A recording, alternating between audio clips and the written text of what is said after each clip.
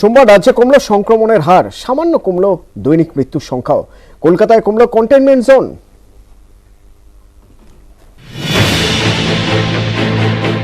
করোনার তৃতীয় ঢেউ, উদ্বেগের মধ্যেও কিছুটা স্বস্তি।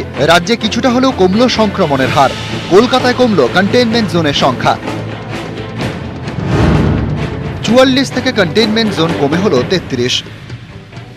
কন্টেইনমেন্ট জোনও আজকে 33টা হয়েছে, কারণ 7 দিন বাদে তো সব সুস্থ হয়ে যাচ্ছে, তখন তো ওইখানে আর কন্টেইনমেন্ট জোন রাখার কোনো অর্থ হচ্ছে না।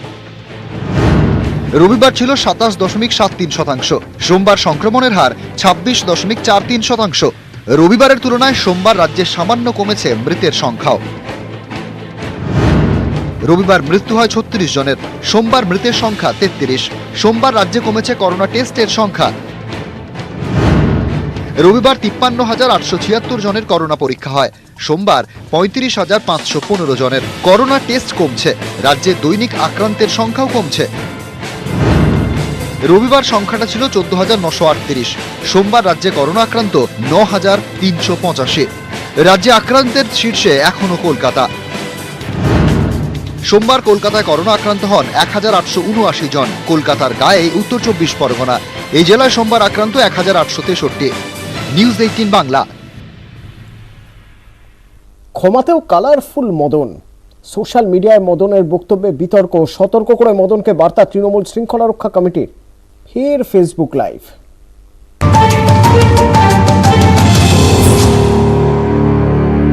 শৃঙ্খলা রক্ষা কি করে করতে হয় প্রথমে বুঝিয়ে দিয়েছে যে এবার থেকে এইভাবে শৃঙ্খলা তুই রক্ষা করবি, আমি সেইভাবেই শৃঙ্খলা রক্ষা করবো।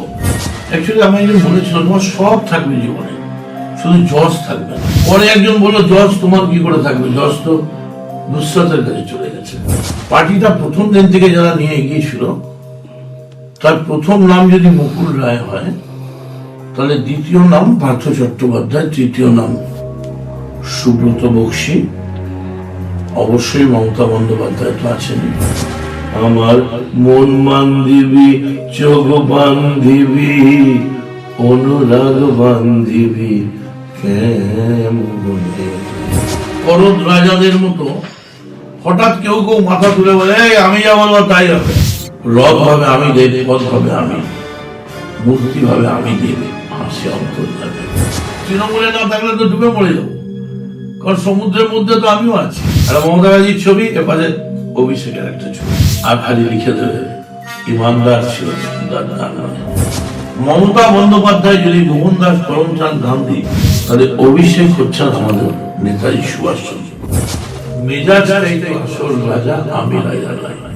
I will request all concerned, stop this chapter. কাউর যদি মনে হয় আমি ভুল করেছি, কেউ কষ্ট পেয়েছেন, আমি খরচ জোরে সকলকে বলছি, হে ঈশ্বর, এরা জানে না এরা কি করছে, তুমি এদের ক্ষমা করো। আরে হাল ছেড়ে দে, ওরে পাল ছেড়ে দে, মাঝি হেলা করিস না, ছেড়ে দে নৌকা, আমি যাব মদিনা।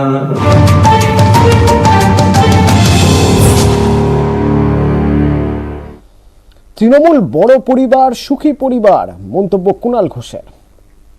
তৃণমূল কংগ্রেস একটি ঐক্যবদ্ধ বৃহৎ সুখী পরিবার, যার মধ্যে দৈনন্দিন জীবনযাত্রার প্রত্যেকটি প্রাণে স্পন্দন থাকে। কেউ কোনো দলের ভাবমূর্তি নষ্ট হচ্ছে এরকম ধরনের কোনো যদি কেউ কোনো কাজ করেন বা কোনো বক্তব্য রাখেন, এটা সম্পূর্ণভাবে শৃঙ্খলা রক্ষা কমিটির চেয়ারম্যান পার্থ চট্টোপাধ্যায়ের দায়িত্ব।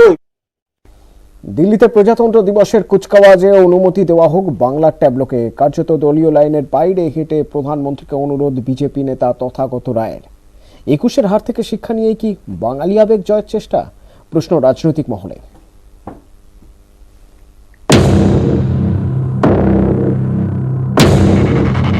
এবারের প্রজাতন্ত্র দিবসের কুচকাওয়াজে বাংলার ট্যাবলো ফিরিয়ে দিয়েছে কেন্দ্র। প্রতিবাদে রবিবার প্রধানমন্ত্রীকে চিঠি দেন মুখ্যমন্ত্রী। সোমবার প্রধানমন্ত্রীর কাছে সিদ্ধান্ত পুনর্বিবেচনার আর্জি জানালেন বঙ্গ বিজেপির নেতা তথাগত রায়। টুইটারে লিখলেন, প্রধানমন্ত্রীর কাছে আমার অনুরোধ, পশ্চিমবঙ্গের ট্যাবলোকে প্রজাতন্ত্র দিবসের কুচকাওয়াজে অংশ নেবার অনুমতি দেওয়া হোক। এমন অনুরোধের কারণও ব্যাখ্যা করেছেন। টুইটে তথাগত লিখেছেন, ব্রিটিশ সামরিক শক্তির উপর তাদের বিশ্বাসের ভিত নাড়িয়ে দিয়েছিল আজাদ হিন্দ ফৌজ।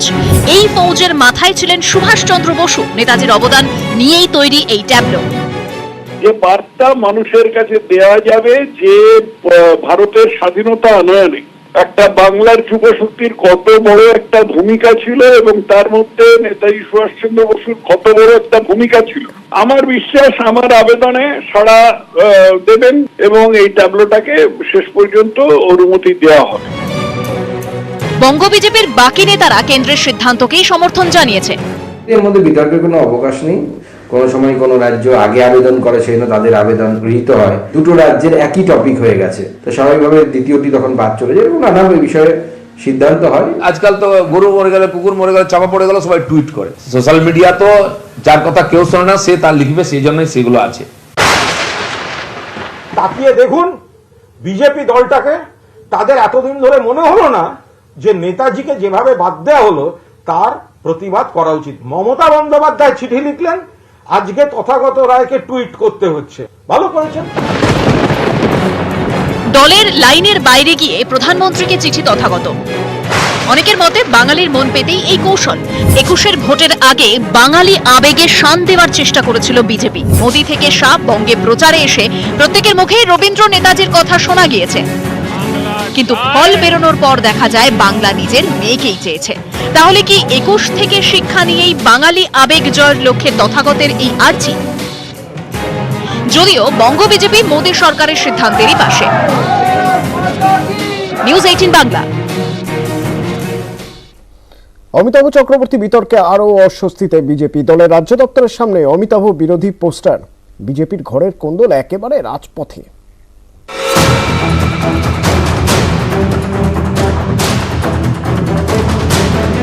শ্যামবাজার থেকে মুরলীধর সেন লেন, চিত্তরঞ্জন এভিনিউ জুড়ে পোস্টার। রাজ্য কমিটির প্রশংসা স্বয়ং পিকেট টিম থেকে অমিতাভ চক্রবর্তী পেয়েছিলেন বলে সূত্রের খবর পাওয়া গিয়েছিল। তারপর থেকে কিন্তু একযোগে অমিতাভ চক্রবর্তীকে নিশানা করেছেন তার বিরোধী শিবির, এবং ঠিক তারপরেই কখনো পিকে টিমের দালাল, আবার কখনো রাজ্য বিজেপির অন্দরের বিভীষণ এই নামেই কটূক্তিপূর্ণ পোস্টার।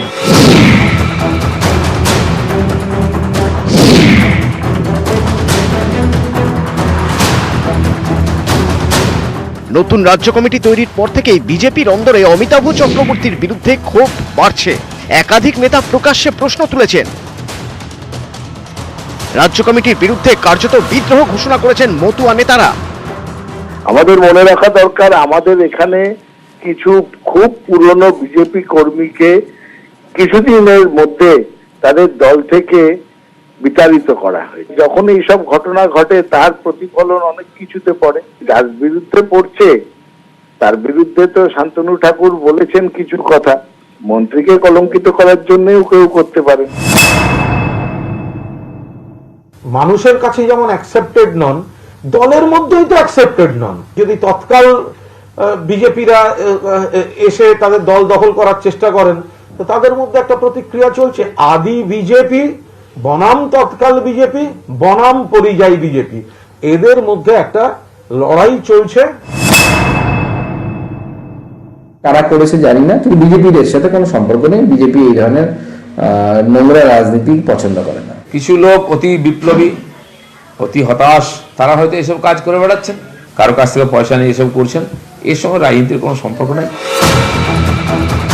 বিজেপির সাধারণ সম্পাদক সংগঠন পদে আরএসএস এর সঙ্গে যুক্ত কাউকে বসানোই দস্তুর। বিজেপির সংগঠনের রাস্তাকে সাধারণ সম্পাদক সংগঠনের হাতে। 2020 সালের অক্টোবরে দিলীপ ঘোষ ঘনিষ্ঠ সুব্রত চট্টোপাধ্যায়কে সরানো হয়, দায়িত্ব দেওয়া হয় অমিতাভ চক্রবর্তীকে। ওড়িশা থেকে বাংলার সংগঠনের দায়িত্বে আসে এই নেতাকে নিয়েই এখন পদ্মে অস্বস্তি। ক্যামেরা অরবিন্দ প্রসাদের সঙ্গে সৌরজ্যোতি বন্দ্যোপাধ্যায়, নিউজ 18 বাংলা। পদ্মে পিকনিক বিদ্রোহ, বনভোজনে শান্তনু ঠাকুর, জয়প্রকাশ মজুমদার, রিতেশ তিওয়ারিরা।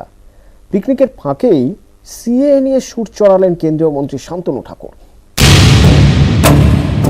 শনি রবিবারের বৈঠক, চড়া সুর। তারপর সোমবার পিকনিকে শান্তনু ঠাকুররা, সেখানেও সুর সপ্তমে। মাননীয় প্রধানমন্ত্রীজি এই সিএ ইমপ্লিমেন্টেশনের জন্য কি স্টেপ নিচ্ছেন, গৃহমন্ত্রীজি কি স্টেপ নিচ্ছেন, আমাদের সংগঠন থেকে তো জিজ্ঞেস করবো। নাগরিকত্বের আবেগের শান রাজ্য বিজেপি নেতৃত্বে তোয়াক্কা না করে বারবার সুর চড়াচ্ছেন শান্তনু ঠাকুর। সোমবারে বনভোজনে পাশে পেলেন আরো কয়েকজন নেতাকে।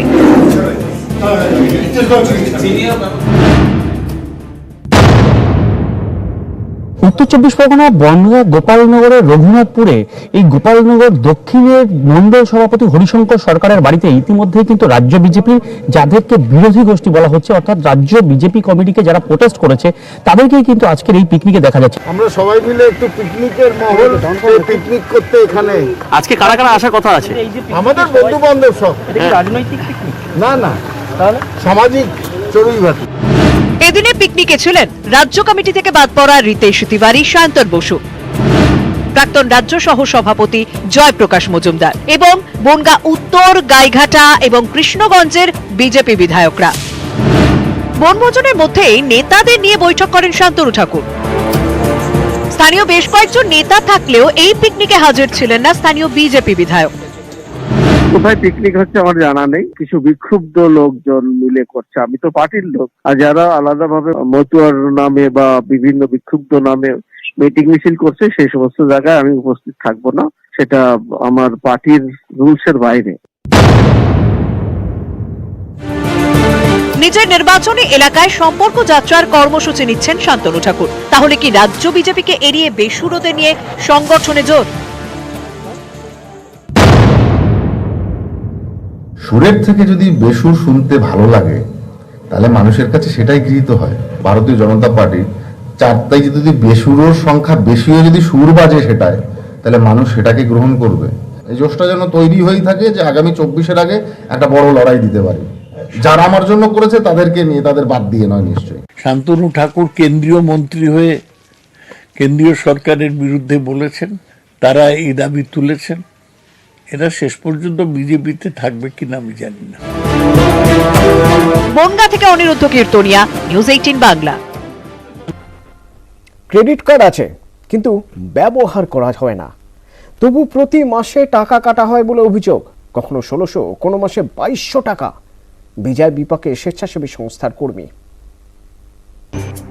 প্রভাকর হালদার সোনারপুরের বাসিন্দা, স্বেচ্ছাসেবী সংস্থার কর্মী। মাসে আয় 1003 টাকা। অভাবী সংসারে ক্রেডিট কার্ড বিলাসিতা। তবু 2 বছর আগে ব্যাংকের কথায় সেই ক্রেডিট কার্ড নিতে হয় বলে দাবি প্রভাকরের। ফেডারেল ব্যাংকের বালিগঞ্জ শাখায় সেভিংস অ্যাকাউন্ট আছে প্রভাকরের। তার দাবি 2 বছর আগে এই ব্যাংক থেকে তাকে বিনামূল্যে ক্রেডিট কার্ড দেওয়া হয়। আমার সমস্যা, একটা ক্রেডিট কার্ড আমাকে ব্যাংক থেকে করিয়ে দিয়েছিল। তো ব্যাংকে প্রথমে বলেছিল আমাকে যে এরকম কার্ডের কোনো ফোন করে ডাকা হলো। তো আমি একদিন গেলাম, যাওয়ার পর আমার বলছে যে আপনার একটা কার্ড করানো হচ্ছে, তো আমাদের কোনো কার্ডের কোনো চার্জ লাগবে না, তো এটা করুন। প্রভাকরের অভিযোগ, তিনি ক্রেডিট কার্ডটি ব্যবহারই করেননি, অথচ প্রতি মাসেই ক্রেডিট কার্ড বাবদ টাকা কেটে নিচ্ছে ব্যাংক। অভিযোগ, প্রায় 30,000 টাকা কেটে নিয়েছে ব্যাংক। আমি ভাবলাম যে ঠিক আছে, যদিও বা না বলেছে, হয়তো যদিও বা কাটে 50-100 টাকা করে মাসে হয়তো কাটবে, কি 200 টাকা ম্যাক্সিমাম। এখন দেখা যাচ্ছে 1600, 1700, 2000, 2200 টাকা করে প্রতি মাসে কেটে নিচ্ছে। পার্ক স্ট্রিটে ওই ক্রেডিট কার্ডের ডিপার্টমেন্টে ওখানে গেলাম। ওখানে যাওয়ার পর আমি চিঠি ফিরি সব দেখালাম। আমি বলছি যে আপনি আগে টাকাটা দিন, ওখানে আগে টাকা দিন, 11,000 টাকা আপনার বাকি আছে, ওটাকে ফেলুন, তারপরে কথা। কার্ড আমি ধরিনি, জাস্ট প্যাকেটটা খুলে আমি কার্ডটাকে দেখলাম ভেতরে কি আছে, খালি দেখলাম কার্ডটা রয়েছে, ব্যাস ওই আর রেখে দিচ্ছি, আর তারপর থেকে হাতই দিই।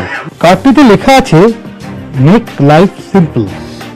আর এই কার্ডটি এখন প্রভাকর বাবুর মাথা ব্যথার অন্যতম কারণ। রোজগারের সিংহভাগই চলে যায় এই কার্ডের জন্য। এখন কার্যত দিশেহারা তিনি। প্রভাকরের দাবি, একাধিক চিঠি ইমেল করা হলেও টাকা কাটার কারণ জানায়নি ব্যাংক কর্তৃপক্ষ। শেষমেশ সোমবার মিলেছে আশ্বাস। ফেডারেল ব্যাংকের বালিগঞ্জ শাখার ম্যানেজার বলেছেন 1 সপ্তাহের মধ্যে সমস্যার সমাধানের চেষ্টা করবেন, আর যাতে টাকা না কাটে দেখবেন। যে টাকা কাটা হয়েছে তা ফেরতের ব্যবস্থাও করবেন। ম্যানেজারবাবু আমাকে বলছেন যে আপনি 7 দিনের মধ্যে আমি আপনাকে কনফার্ম কাজ কথা দিচ্ছি, আপনাকে আমি করে দেবো। এটা আপনি আপনার টাকা আপনি ফেরত পেয়ে যাবেন, যেই সব টাকা আপনার কেটেছে সে টাকা আপনি ফেরত পেয়ে যাবেন। মাসে 3000 টাকা বেতন, স্ত্রী ছেলেকে নিয়ে সংসার কোনো রকমে টেনে টুনে চলে। এরই মাঝে ক্রেডিট কার্ডের কাঁটা। চরম বিপাকে স্বেচ্ছাসেবী সংস্থার কর্মী। ব্যাংক ম্যানেজার আশ্বাস দেওয়ায় কবে টাকা মেলে এখন তার অপেক্ষায় প্রভাকর হালদার। ক্যামেরায় সুব্রত জানা ও শশীপাল চৌধুরীর সঙ্গে উজ্জ্বল রায়, নিউজ 18 বাংলা।